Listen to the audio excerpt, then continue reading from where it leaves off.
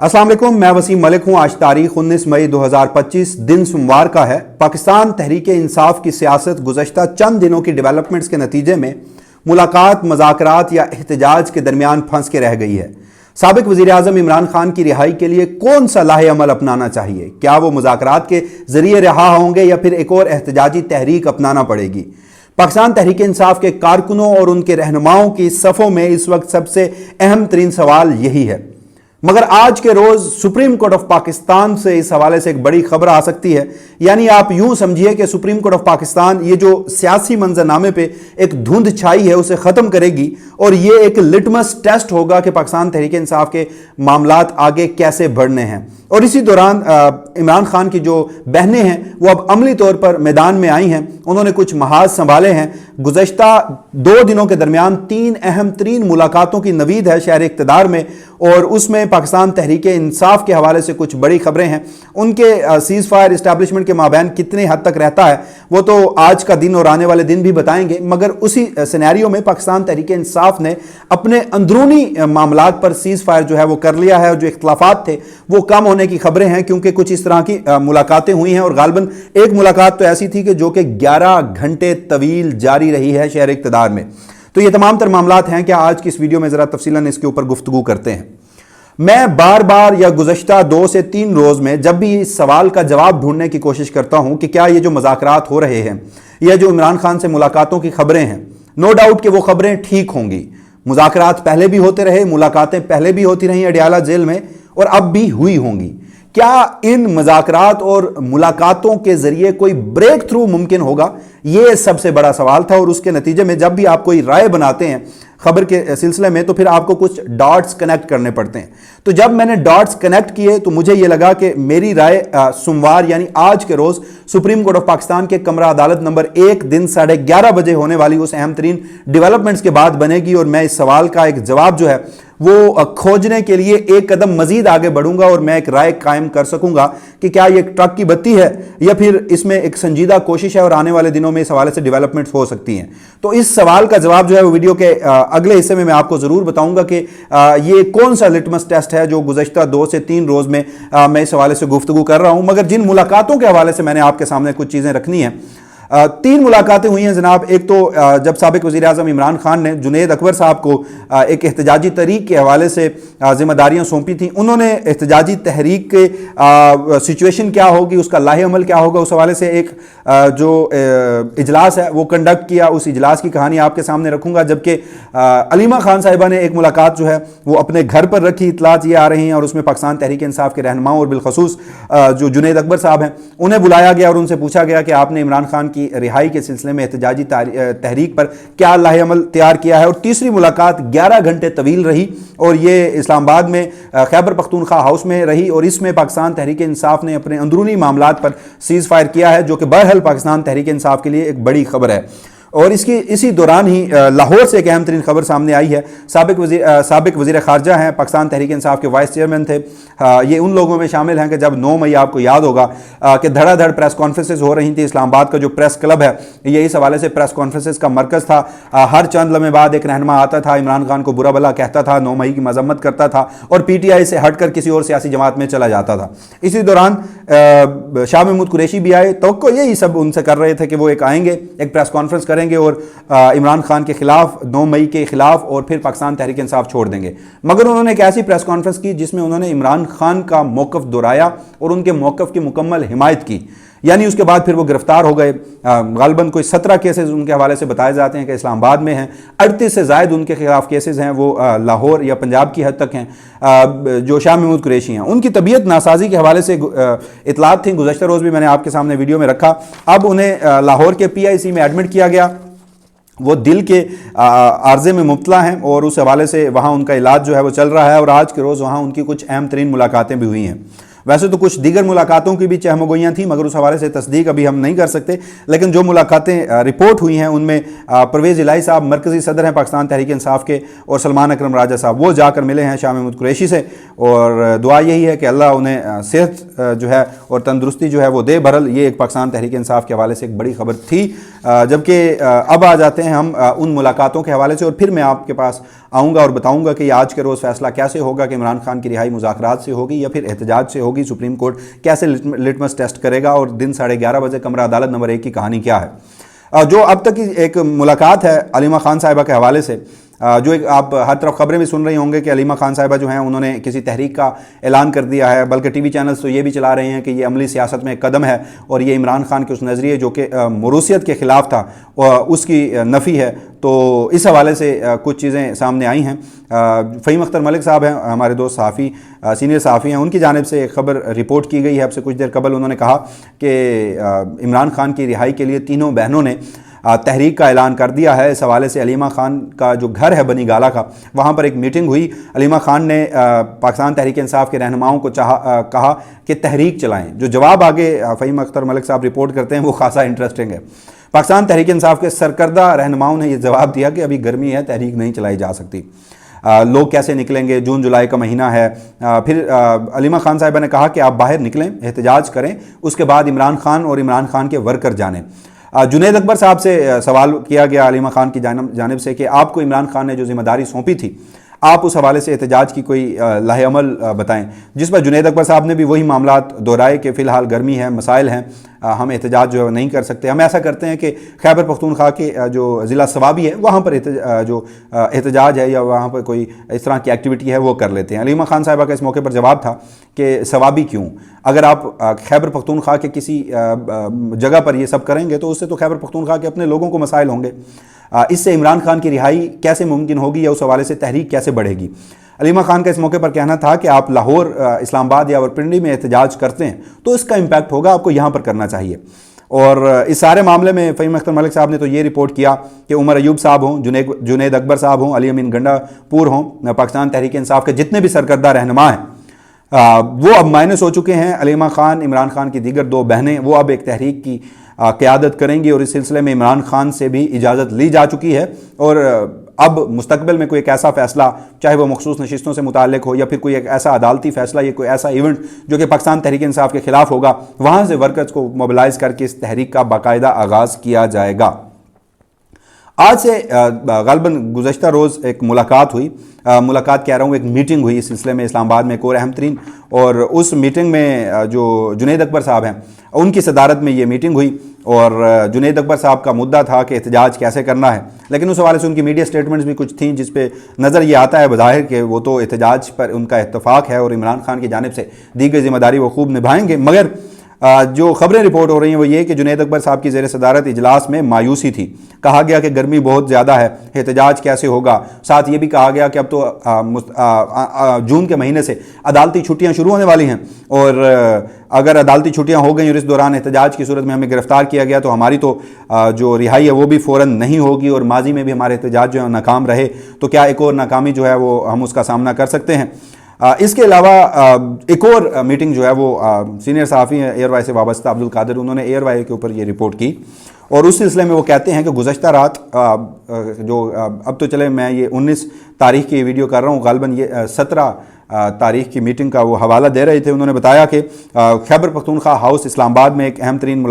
Meeting کا انعقاد ہوا، 11 گھنٹے یہ میٹنگ جاری رہی اور اس میں چند گنے چنے لوگوں کو بلایا گیا تھا۔ اس میٹنگ کا انعقاد علیمہ خان کی جانب سے کیا گیا تھا، اور اس میں علیمہ خان، عمران خان کی دیگر دو بہنیں، عمران خان کے خاندان کے دو لوگ، علی امین گنڈا پور، خالد خورشید، حامد رضا، علامہ راجہ ناصر عباس، سلمان اکرم راجہ، جو دیگر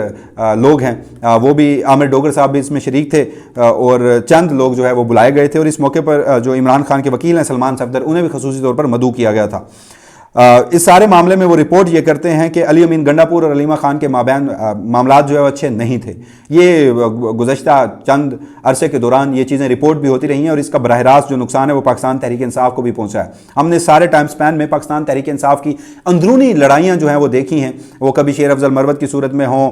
کبھی وہ سلمان اکرم راجہ صاحب کی صورت میں ہوں، کبھی وہ علیمہ خان صاحبہ اور علی امین گنڈا پور کے مابین ہوں، جب بشرا بی بی باہر تھیں 26 نومبر کا احتجاج لیڈ کر رہی تھیں، بشرا بی بی اور علی امین گنڈا پور ہوں، تو ان کی جو آپس کی لڑائیاں تھیں اس کا براہ راست جو نقصان ہے وہ تو پاکستان تحریک انصاف کے رہنما عمران خان اور ان کی جو ایک تحریک اور ان کی رہائی کے حوالے سے اقدامات تھے اس کے اوپر براہ راست اس کا اثر پڑا۔ تو بہرحال فائنلی اب یہ رپورٹ کیا جا رہا ہے کہ علی امین گنڈا پور اور علیمہ خان میں سیز فائر ہو چکا ہے،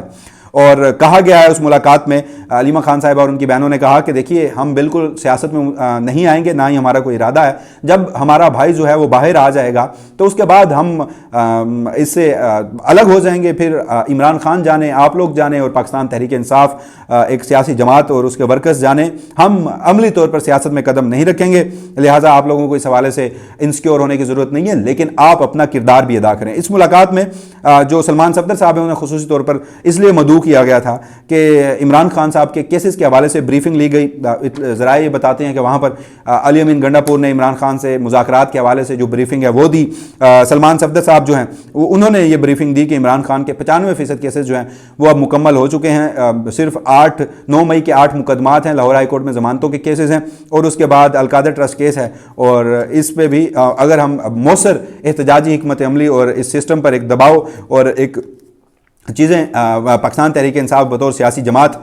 سیاست کے میدان میں کرتی ہے تو قانونی محاذ پر وہ ان کیسز میں بھی عمران خان کو ریلیف دلوا سکتے ہیں۔ جو اس میں معاملات یہ رپورٹ ہوئے کہ پاکستان تحریک انصاف نے اپنے اندرونی معاملات جو ہے وہ حل کر دیے ہیں، اندرونی طور پر سیز فائر ہو چکا ہے۔ اس کے ساتھ ایک اور جو اہم ترین ڈیولپمنٹ وہ یہ بھی اس میں سامنے آئی کہ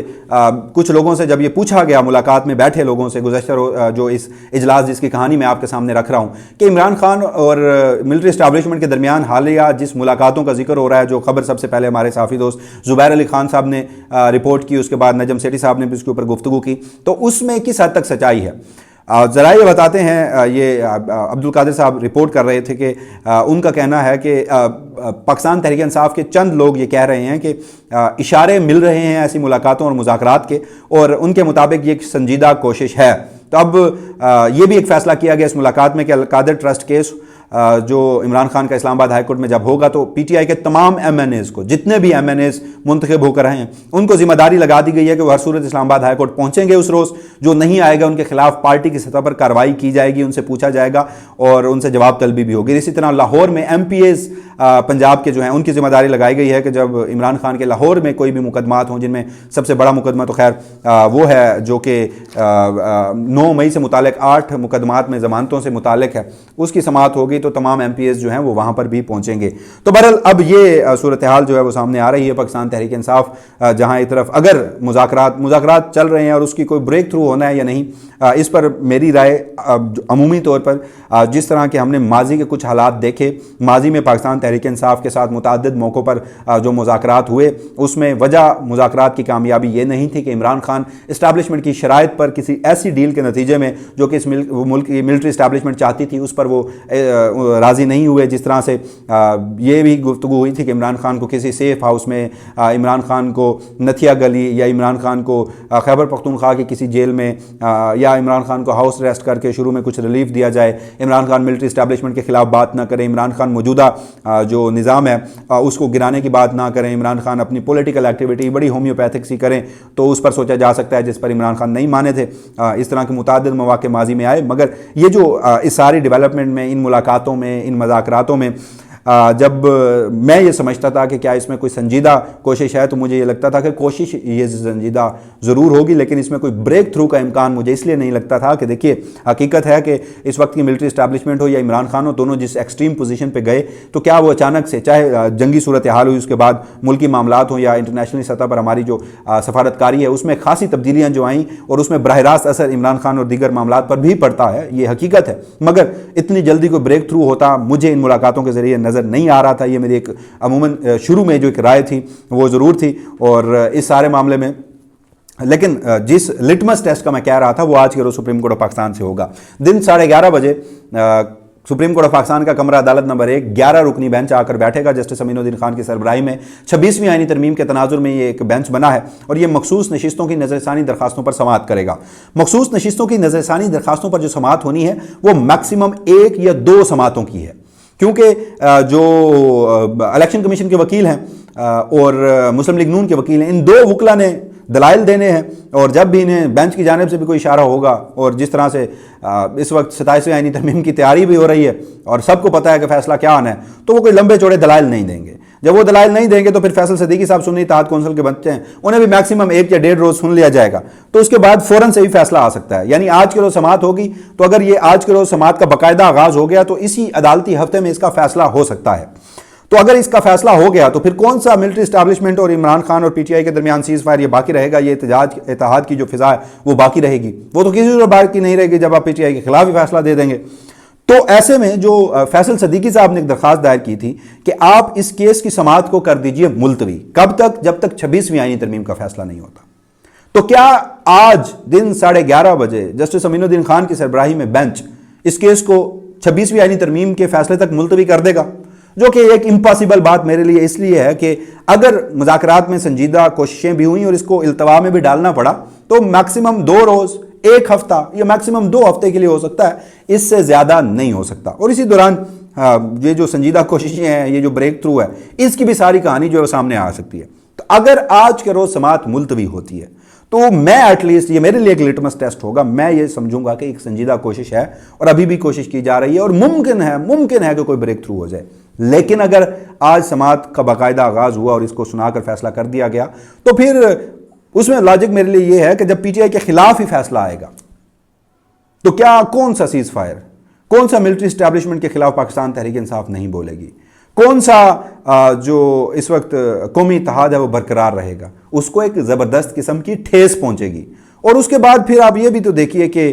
پی ٹی آئی جو ہے وہ پیرالل مذاکرات جہاں اگر ہو رہے ہیں، جو ملاقاتیں ہوئی ہیں، اس کے ساتھ ساتھ احتجاجی تحریک بھی اناؤنس کر رہی ہے، یعنی جنید اکبر صاحب کے اوپر بھی دباؤ ہے، پی ٹی آئی کے اپنے لوگوں کا، ان کے اپنے کارکنوں کا اپنی قیادت پر دباؤ ہے، عمران خان بھی بارہا کہہ رہے ہیں۔ اور اب تو ایک ڈیولپمنٹ یہ ہوئی نا کہ دیکھیے علیمہ خان جو ہیں وہ خود براہ راست میدان میں آئی ہیں۔ جب وہ میدان میں آئی ہیں تو ایک تحریک کا اناؤنس کر رہی ہیں، تو ایسے میں دونوں چیزیں پیرالل کیسے چل سکتی ہیں؟ تو بہرحال یہ ڈیولپمنٹ تھی۔ آج انتظار کرتے ہیں دن 11:30 بجے کا،